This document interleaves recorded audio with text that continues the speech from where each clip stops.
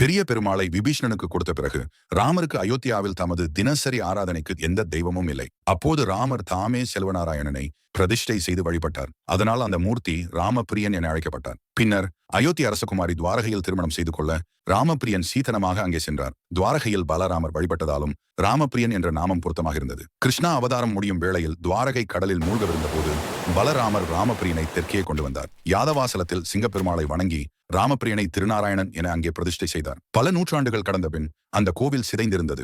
தெய்வீக தரிசனத்தால் ராமானுஜர் ராமபிரியன் ஆகிய அந்த செல்லப்பிள்ளையை டெல்லியில் இருப்பதாக அறிந்து மேல்கோட்டைக்கு மீட்டு வந்தார். செல்லப்பிள்ளையை பிரிய இயலாத டெல்லி அரசகுமாரி பிபி ராமானுஜரை தொடர்ந்து வந்தாள். முஸ்லீம் என்பதால் கோவிலில் நுழைய அனுமதி மறுக்கப்பட்டது.